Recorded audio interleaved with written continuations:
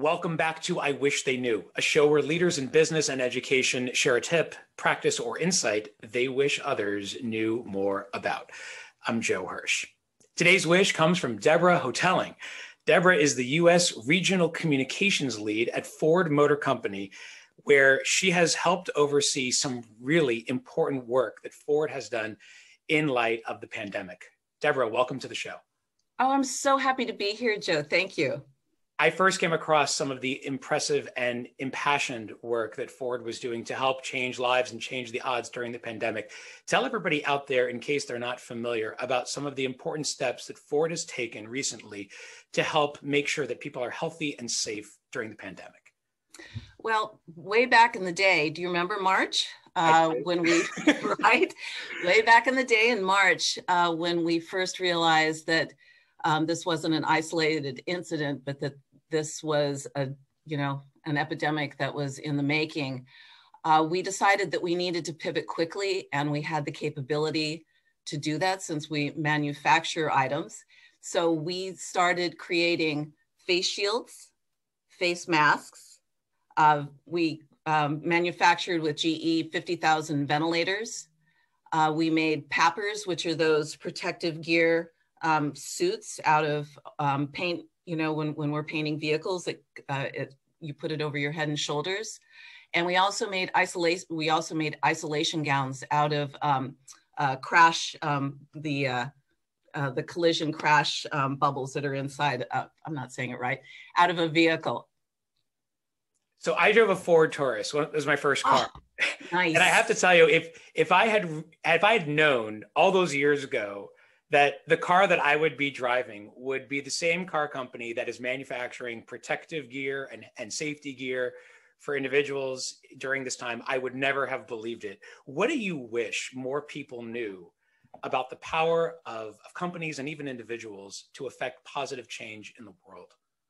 Well, for me, the big learning was that you have to have a North Star as a corporation. So Ford has a history of running toward the fire. Back in the day, we pivoted and we created iron lungs in the 50s. Back in the 20s and 30s, Henry Ford had assembly plants manufacture incubators for babies in rural communities that couldn't get medical care. So this is something that we know about ourselves, and these are the stories that we tell each other as employees. So we know that this is what we stand for. But what was really fascinating about the early days of COVID and how Ford pivoted is that this was not Bill Ford coming down and saying, hear this, we're now going to manufacture PPE. It was seriously employees and as random as me living in California and being a PR person and suddenly becoming part of this work group creating PPE. It was just individuals coming together.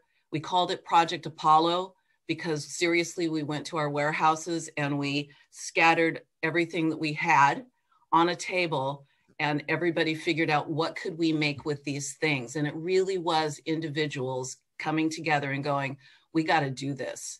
And we all figured it out. We were building the bridge while we were running across it. It was really fascinating. Well, what are some of the key understandings that you've taken away from this? Because bringing people together is one thing, but helping them move that process forward so that they can deliver on that collaboration is another. What insights around collaboration have you and your team discovered in this process?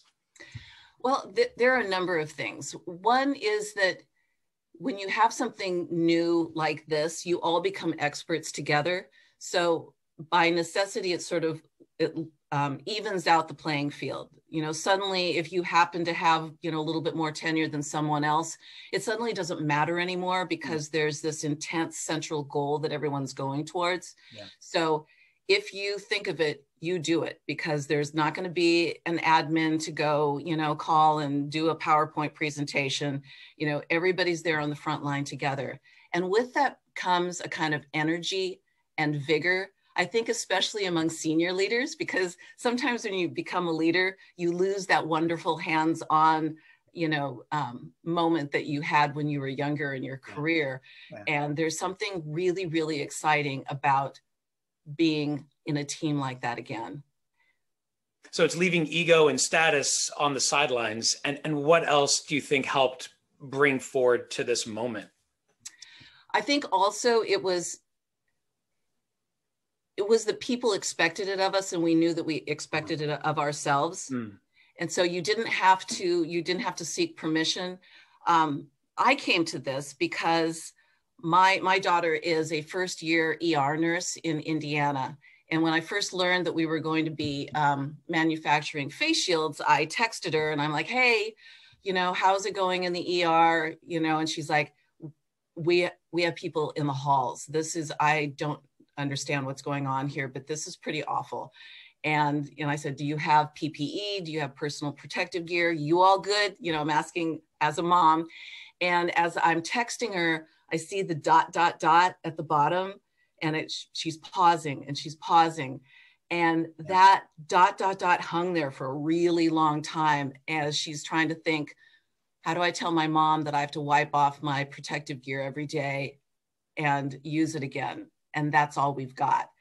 And that was the moment where I don't know what I can contribute here, but I'm not going to let my daughter and everybody else's kid and spouse and family member, be in an ER where they're having to wipe down their gear. And so that Ford was able to, just sort of invite all of us. We don't know what you're going to need to do, but come on board. We're going to need everybody to do it. Was really a privilege. Leaving ego aside, working together with a shared purpose and vision, those are certainly key ingredients towards building out this brand new collaborative process. But do you think that this can be sustained even hopefully when everything settles down and we return to some sort of regularity in our lives? Can this spirit of collaboration and creativity, of stepping outside our box, be sustained going forward? I think that I'm thinking a lot about that, and I think that it can, but it has to be nurtured. It has to be respected. Leadership has to understand that you give away a little power, I guess, and the hierarchy doesn't work the same way. Yeah. And I think also among all folks, you have to decide, this is how I'm going to behave in my life. I now have friends that I was, PPE buddies with, that I go to now. And even though we don't work together, we still talk because I now trust their opinion, and they're interesting and funny, and they're wonderful. And I love the scrappiness.